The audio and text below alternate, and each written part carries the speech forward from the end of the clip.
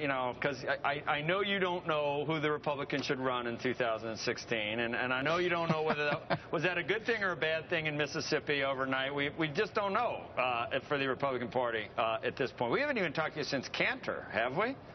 I don't think so, but I mean, we can talk about that too, but I certainly want to talk about the future of the American dream. Well, we're going to fix it right now, the future of the American dream. How can we do it? Well, first of all, let's understand what the problem is. You know, I go back to my own upbringing where my parents were not highly educated, didn't have much of a formal education, came here as immigrants, and were able to make it to the American middle class working service jobs. And the more important part of my childhood is that I grew up believing that I could go as far as my talent and my work will take me, that I could have the same dreams and the same future as the son of a president or the son of a millionaire. Now you have a growing number of Americans that don't think that's true anymore. And today I'll highlight the story of 4 separate groups of Americans. We have a young single mother in Florida who is struggling to provide for her 2 daughters.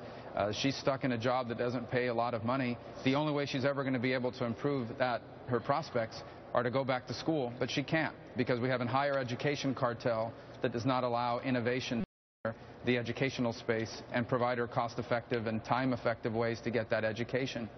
We'll meet 2 young Americans living in Florida who did go to college and graduated, and neither one of them can find a job in the field they graduated from, but one of them is about to start making payments on a student loan, and the other needs to go back to grad school but is afraid to because she doesn't want to owe $50,000 or $60,000 when she finishes.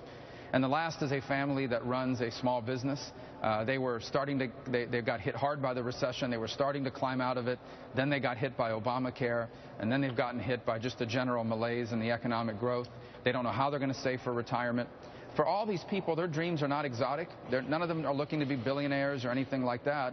They just want to be able to own a home, raise a family in a safe environment, have children with the opportunity to have a life better than themselves. And we need to reclaim that. And the fundamental challenge that we face today is that every single one of our institutions in this country, from government to higher education and everything in between, has completely failed to adjust to 21st century realities. Yeah. None of them are responsive to the new world that we now live in, where globalization and information technology have changed the nature of our economy. And our laws and our education system simply don't reflect it. That's right. Senator, this is just in summary what you're saying. Everybody, I think, everywhere agrees that we want equal opportunity for everyone in this country, especially in terms of getting an education. And then, if you work hard and you earn your own success, you reap the benefits, or if you don't, then you don't. And that's what all of us can agree on, that's really the nature of the American dream. But we have a disruptor series here where we talk about things that are disrupted. It looks to me like even K through 8 education, so hard to disrupt. Higher education, so hard to disrupt. There's so many entrenched parties. There's the unions, there's tenured teachers. You look at the way the colleges operate, and it's almost impossible to disrupt that. This seems like the hardest nut to crack right now. This is the one area that there's so many regulations and so many things that make it impossible to disrupt that's why there's a problem. So there's 2 primary impediments to equality of opportunity in the 21st century. One is our economy has become less competitive for investment, has increasingly lost its edge on innovation because of regulations and because of a tax code that makes America a more difficult place to innovate and to invest. And as a result, we're not creating the higher paying jobs that the 21st century promises. And the second part of it is the higher paying jobs of the 21st century all require a higher level of skill or a higher level of education. And the only system we have is the traditional 4-year college model that increasingly costs a lot of money. So if you're a single mom that has to raise 2 girls and work full time, there really is no viable way for you to go back to school and work full time and raise your families. And if you don't, you are never going to be able to emerge from that $9 an hour job. So we've got to be able not just to disrupt higher education, but create alternatives to the existing college track. And that includes something you just talked about, and that is allowing people to graduate from high school with industry-certified job skills so you can go to work right away as an airplane mechanic, as a BMW technician, as a welder, or any of these other professions that pay middle-class wages, and you can get when you're 18 years of age. Who pays for that? Well, we spend more money per student in this country than any nation on earth. The money exists already. The question is whether we're going to offer those programs. Well, you don't have to take the money. You have to repurpose the money.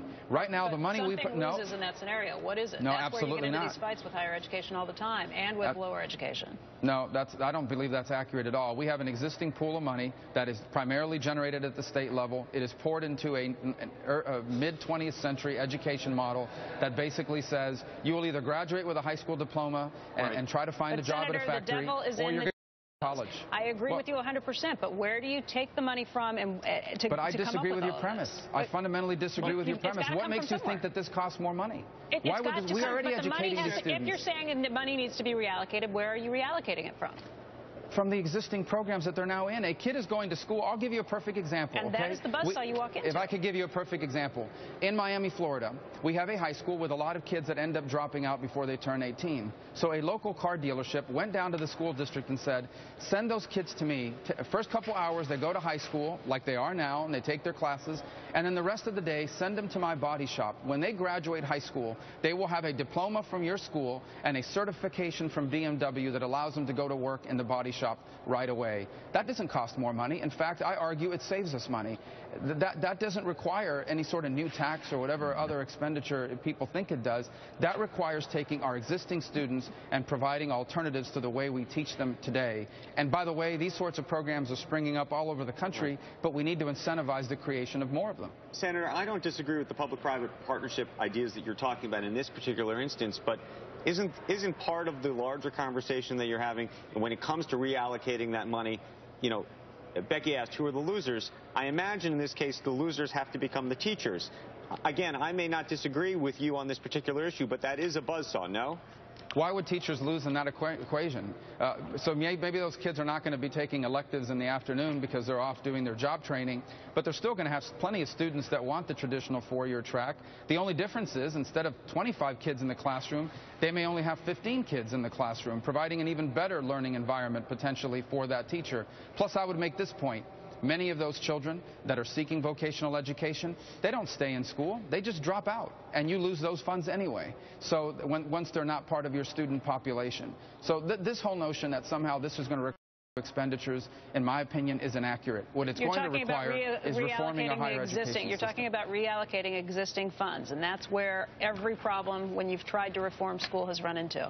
I don't disagree with anything you're talking about. I'm just suggesting it's a much more difficult problem. Well, really, the problems that have happened, and I know this from my time in the state legislature in Florida, the problems with reforming K-12 education in America have largely been as a result of two things: providing greater accountability for results in schools and trying to provide some sort of changes in the way we teach children. It has not been about money. Of course, every district would like more money and to be able to provide new services or to give teacher raises, but that's not really what the fights have been about. They've been about things like teacher tenure, teacher benefits, but more importantly, opposition by teacher unions Senator, to innovation or choice. Before we go, so you saw, Mississippi. Everybody's watching after what happened to Eric Cantor, and they're watching the fight in the Republican Party.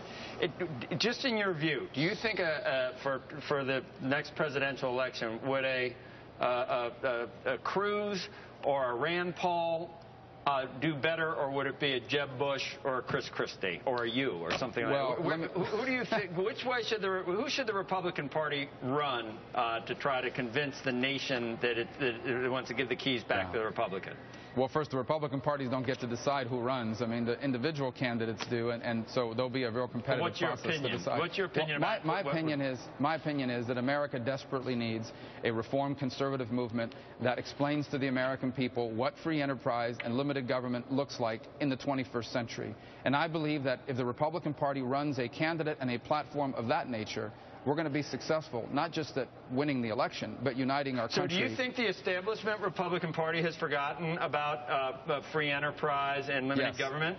I do. I think too often there have been instances where the Republican Party has allowed itself to be pictured as the party of big business, as opposed to the party of innovation and free enterprise. You think we should not do the XM, too? Thanks. I agree. Yeah, I do. I think the time for that program has come and gone. Hey, Senator, we got to go, but real quick, the president earlier this week, you talk about families. He proposed that he said we should join the rest of the industrialized nations and offer paid leave for mothers of newborns. I want you to wade into the debate.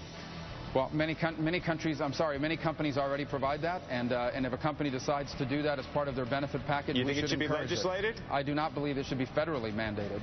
Do you think it should be state mandated? I think states can decide to do that because states have to compete with each other for business, but I don't believe there should be a federal mandate to that effect. All right, Senator, thanks a lot for coming on. We'll see you again soon. All right, Squawk Box will be